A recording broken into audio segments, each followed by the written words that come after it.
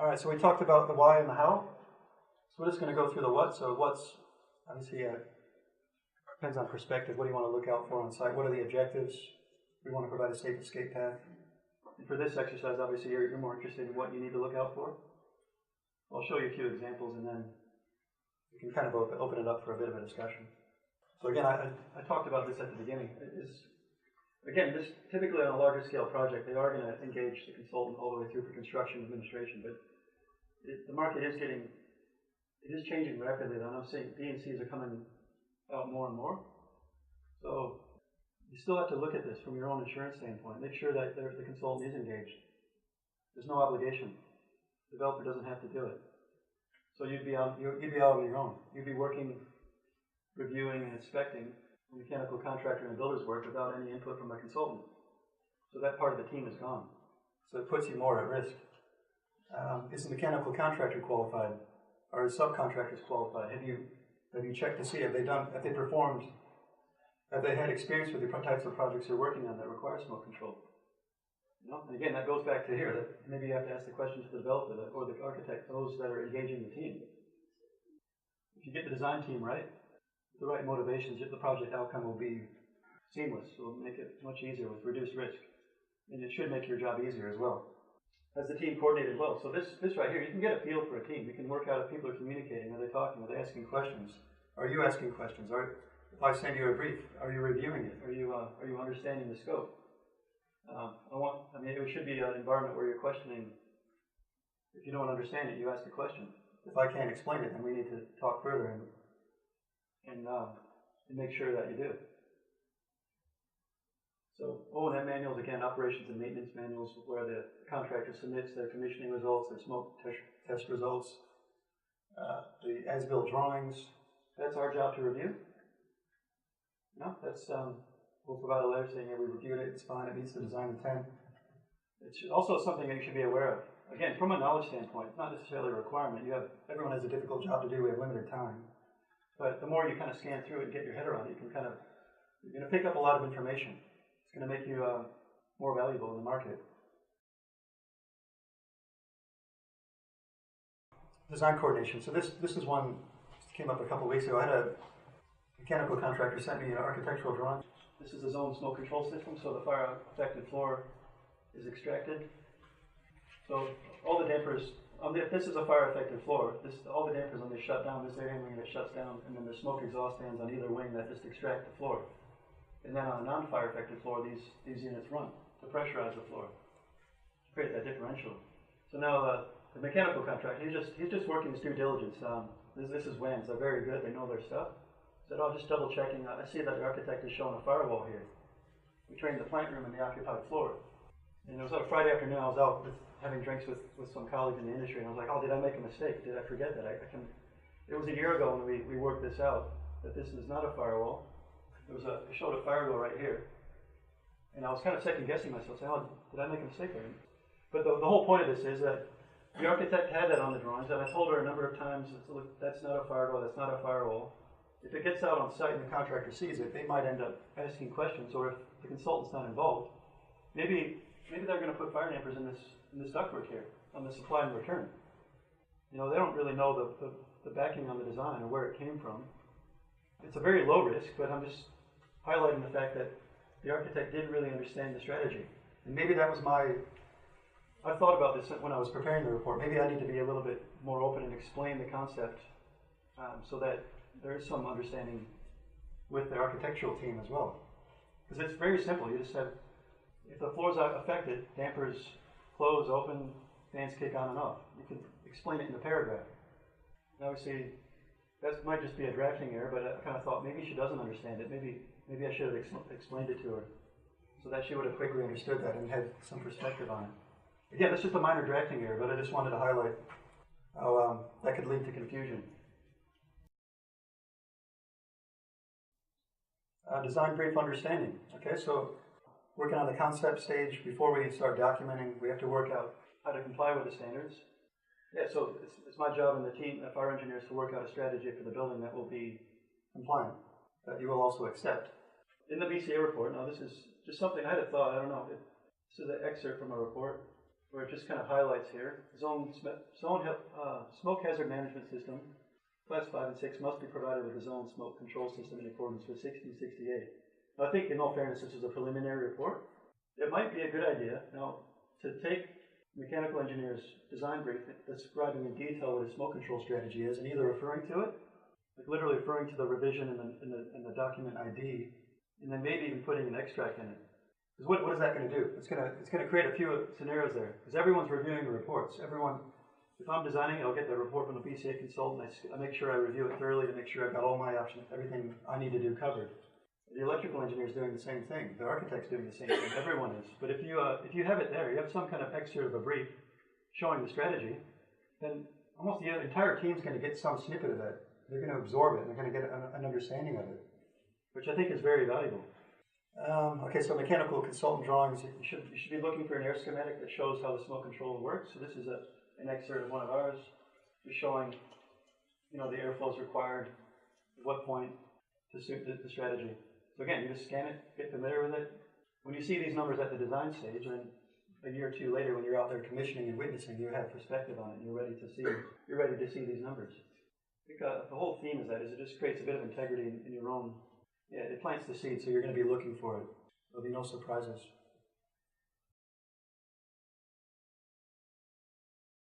I'll just go through a few examples. Now, again, this is one of my drawings. This is from a project 2012.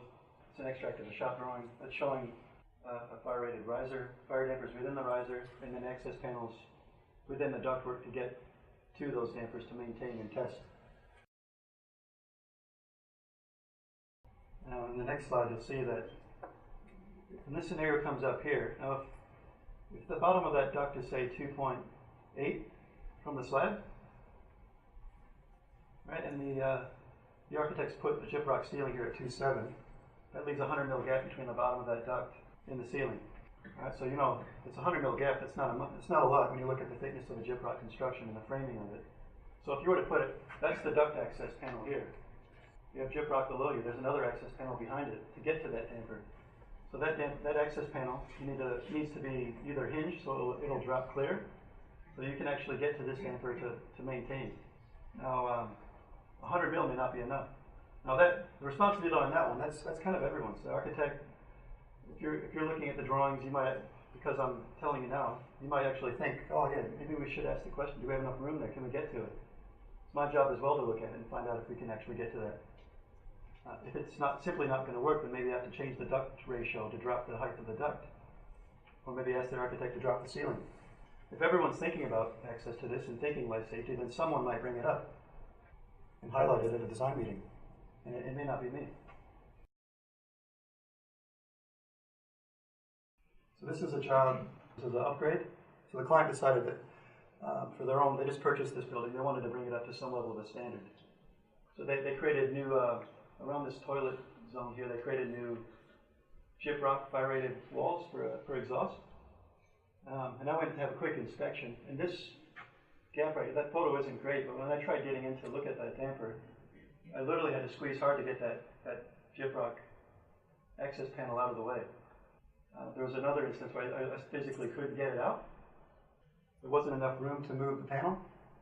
And then also looking at this setup, we have a flex coming in with a flange, a TDF flange transition to the fire damper here. It's not a great setup to get to that damper to inspect it. You're going to pretty much have to remove all this duct and that flex. So if you can't, like I said earlier, if you can't get to the damper, it's already compromised. And there is a standard that tells us what to do. 1682, there's requirements for access for maintenance. The same project, these are Dave's photos. Just looking at the integrity. Now, this, again, we talk about the market. There's going to be a lot of old projects that are going to be brought up to standard. And the market's tight, developers are going to look to bring up old building stock to a current point. Those are actually riskier than new. Because as a designer, I might draw in ductwork and fire dampers, but if it's messy and it's existing construction and you're having the builder having to create new penetrations in an old wall, you are going to get issues. You are going to get lack of integrity. Because the tradies, they may not be conscious of that video I showed you earlier, looking at the fire, the Christmas tree going up in flames. And there's no perspective to it. They haven't thought about it. They're just doing their job. They don't realize, oh, that's a major compromise here. They're not at the design table. They haven't empathized with what we're thinking. And has the builder given them that same thought? Probably not. I'm a firm believer, if you get integrity with the design team and you build that culture of empathy, then that's going to translate to site. It'll translate through the tender process and it'll translate to the construction team, because everyone will realize how much respect and effort's gone into a design. And that also goes into the quality of the documentation. If you see it in the documentation, and the clarity in the documentation, it'll hold the builders accountable indirectly. Yes, you see here, there's a brick missing, fire stop seals incorrect. Looking at the manufacturer install detail for these dampers, that's not correct. It's just, it's a risk. So you might go out and inspect this, and then what are you going to tell the builder to do? Right? He's going to find out at the end, oh, I have to go fix that. We're not going to give you final sign-off. And then you have to deal with the political issues with the client and the builder. All right, so it's just highlighting a few. Bullock is a fire damper supplier. They're very good at providing very simple to read, easy to understand technical descriptions for how the damper is meant to be used and installed. And also to look at how it's meant to be installed in the first place. And you might pick something up. I mean, between the two of us, if we can both pick something up, and that's great for the project. And also making sure that whatever damper is supplied may not be Bullock, it could be an alternate, that they meet the fire test requirements, 1530. All right, so I kind of highlighted this earlier. If you understand the smoke control strategy, you realize, okay, a damper has to open and close to extract air from a floor. Some dampers have to completely shut down. If you're familiar with intumescent versus a motorized smoke control damper, then you might pick up a mistake. Maybe a contractor's installed one of these by accident. Well, that damper is meant to shut on high temperature, so if that does, you've completely lost integrity on the floor. Maybe there's an event where that's been isolated and shut down 5 years ago. And because you have no access to it, and it hasn't been looked at, then that becomes a problem that you won't see until an event happens. So I'm not saying that does happen a lot, but if you're familiar with the types, then you can be a part of the team and help rectify that problem before becoming a big problem. Typically, these are used for toilet extract systems in a fire rated riser. The toilet extraction system wouldn't be part of the smoke control strategy, so if it goes, it goes. And another advantage to these is you can actually get a much smaller cross-sectional area, so it does work for smaller duct.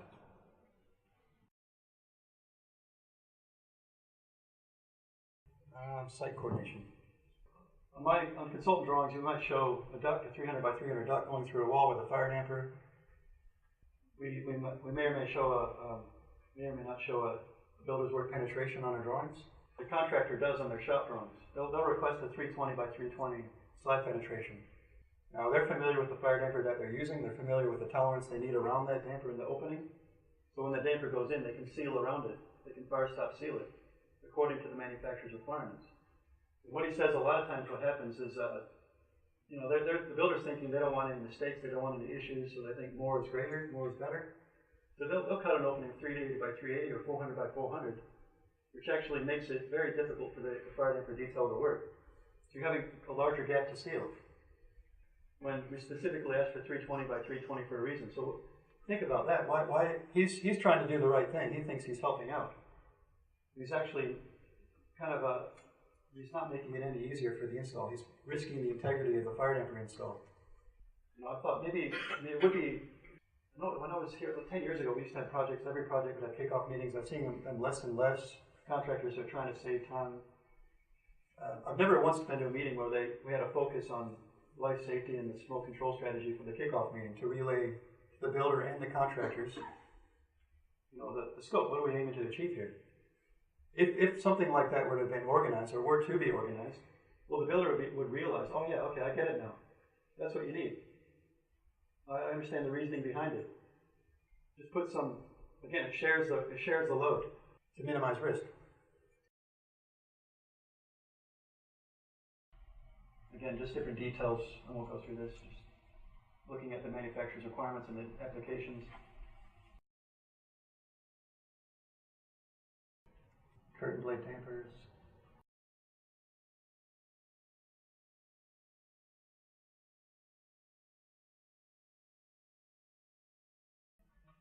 Again, looking at the manufacturer requirements here, they need a label. This is a drop-down damper to identify top or bottom. Make sure it's installed correctly. And right here, low melting point bolts. So we talked about that earlier. if you have a duct installed fixed to that, significant duct, could be insulated or not, and it's supported with hangers from the slab, and there's a fire event, and it destroys those hangers and that duct collapses, well, the weight of that duct is going to, if you have a low melting point break joint, it's just going to break away. If you don't, and this happens if you have a TDF flange hard connection, well, depending on the weight of that duct in that run, if there's a break way down here, it's going to pull it out of the wall.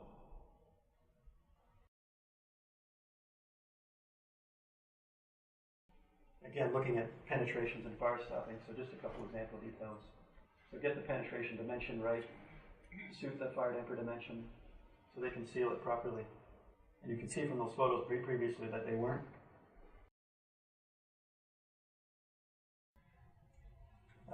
Okay, so Appendix E, this highlights all the commissioning requirements for smoke control. So commissioning tests, as the consultant reviewed the commissioning test, has he witnessed the commissioning results? The contractor is qualified. Do you have certification of the fire dampers that have been used, which you'll see in the operations and maintenance manual? So again, ask to see it, ask to witness it.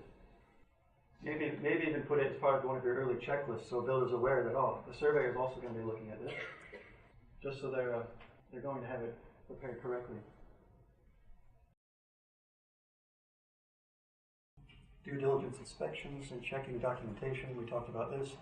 This is an extract from that same job with Dave from Delta's fire control strategy in their functional control description. There's a certificate of assessment on the fire dampers, so we witnessed it. Now, because this is a retroactive upgrade, we're still waiting on them to do a live test. It was meant to be done like 4 months ago. But this right here, this little extract, tells you how the smoke control works. So again, flip through it, be familiar with it. That's the control description. Our as-built drawings in line with shop drawings. Again, a lot of this is mostly our responsibility, but if you're familiar with it, then that's all the better.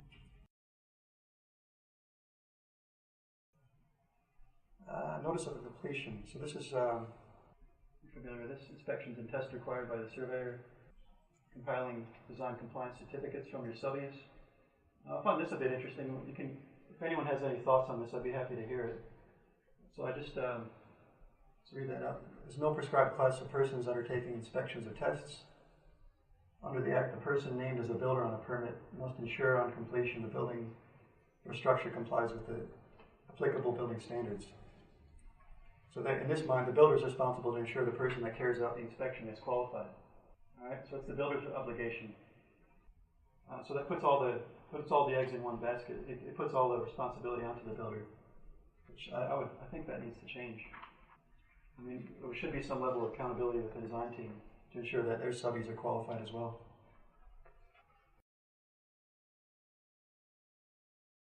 Smoke control system commissioning test. These are just extracts from Appendix E. This is an example of different methods of smoke velocity tests under your smoke your escape doors. You're looking for 1 meter a second at these cross-sectional points. So again, we have to be there to witness it. The commissioning consultant, we want to make sure he's qualified and he's done this before. And he fills the chart, we witness it, and job done. Door opening force, we talked about all those pressure differentials between floors.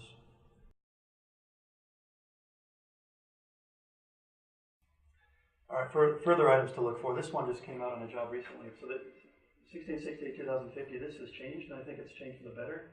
So a diesel pump room where you have a diesel electric, so an electric fire pump with a diesel standby. We have to provide ventilation for that diesel pump to run. The architect I've been dealing with, he said, there's been scenarios in the past where the intake ductwork and exhaust ductwork within that's feeding that pump room, they put a fire damper in the wall. So what would happen there is there is an event where the diesel pump needs to operate, and there's a fire local to that fire pump room that triggers that fire damper. The fire damper will shut, and then your diesel pump's it's not gonna run. It doesn't have aspirated air for the engine to run. So it's already been compromised. So the new standard makes this very clear that there are no fire dampers on the intake or discharge path through a fire pump room. That's important to know because I see it all the time. I just have a job I'm looking at now, which is they're still in early planning stages for an over 50 apartment development up in Butler. And they've located the fire pump switchgear below in the basement level below the car park, which is on grade. So obviously we need to have a clear intake path an exhaust path that's fixed and fire protected from outside. And I sent some sketches to the architect earlier just to show her how involved it's going to be to set it up. Appropriate labeling for fire essential VSDs, making sure the electrical consultant and mechanical consultant are coordinated on essential power. Again, this item here, this isn't really mechanical, this is just more high level, looking at all other elements on it. I won't name it. There's a couple examples of projects where this has been an issue of late, where glazing systems and floor separation has actually caused issues with the design team, where integrity has been lost between floors. Again, I don't know whose responsibility that is, but again, going back to that chart at the beginning, where can smoke transfer between floors? It's a common sense view. If you're familiar with that from a high level, then you'll help the architect resolve it. This is one that's come up over, it was a restaurant project I work on where the original surveyor was asked, I don't know what happened behind the scenes, but another surveyor took over for him. It was on a very difficult project. So the builder I won't even speculate, I have no idea. But if somebody does ask you to take over a job from another surveyor to sign off for construction, you got to ask the question why. There's probably a lot of information behind the scenes that you may or may not know about. And that becomes a risk to yourself. Why hasn't the incumbent surveyor been asked to finish occupancy? Maybe because they're not liking what he's telling them. We mentioned old buildings, how that, whose responsibility is it to bring it up to standard? Is it the developers or is it all of us? Is it for us to recommend what he needs to do? Again, looking at the Grenfell fire, and we just offer suggestions to them as to what the right thing is to do. D&C risk, everyone knows that's kind of an issue. I had this idea, I don't know if this will, there's too many reports nowadays as there is, but imagine having a design brief where everyone has to put into a life safety brief accepted by all. It forms part of that design. We have a mandate for safety in design. Everyone has to fill out that spreadsheet and no one does it correctly half the time. We just get it out of the way. But isn't this more important than, safety in design is important, safety to maintain it. But life safety should almost hold more importance than that.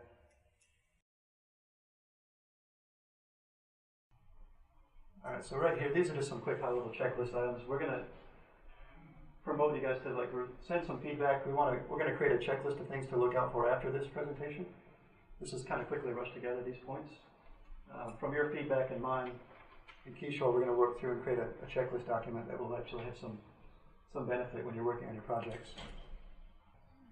So review consultant design brief, maybe incorporate it in your report or excerpts of it. Again, because everyone's going to see your report, not everyone's going to see mine. So if they have it here, then they're going to say, oh, okay. They'll start learning about the smoke control. High-level reviewing of coordination. So again, looking at access, maintenance. Does it look like you can get to the dampers? Qualification, this is more construction level, witnessing, testing, checking your risk exposure on the project. So if you know that the client's not wanting to engage the consultant all the way through, then you might find that a risk to yourself and you might walk away. My insurance broker is fantastic because he'll talk to me about every element, every contract. He's always there. My previous broker from 3 years ago never did that, so they're there for a reason. They're not there just to get your PI. You have to talk to them and communicate with them on your risk profile to protect yourself. Baseline checklist, yeah, we looked at that. Things to look out for in the O&M manual.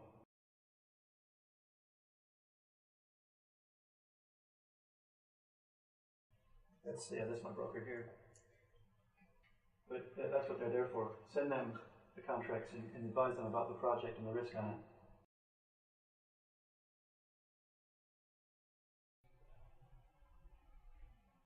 All right, so new thoughts.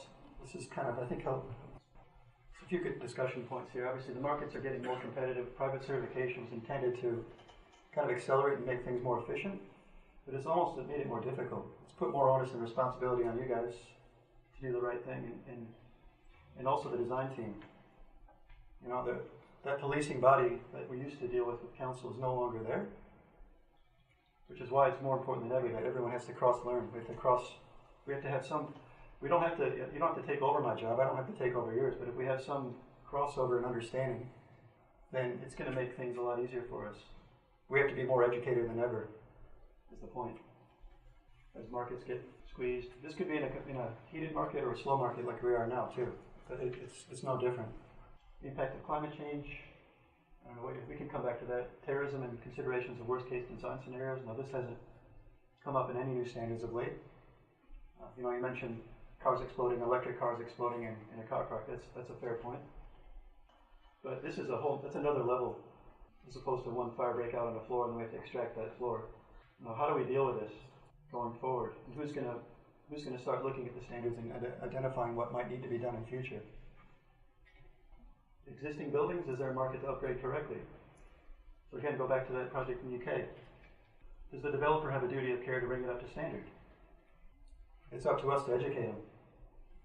They think aesthetic, architects think aesthetic, they don't think functional and end user. That's where we need to come in and step up to look after us as end users in the public.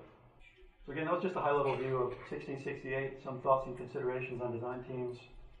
If there's any specifics that you want more information on, just email me, send me on any topic and we can catch up. I can send you more information on it. Again, I'm open to share and spread the knowledge. I think that's how we'll all get better. If I share knowledge with you, you might share with me, and then I'll be more capable as well.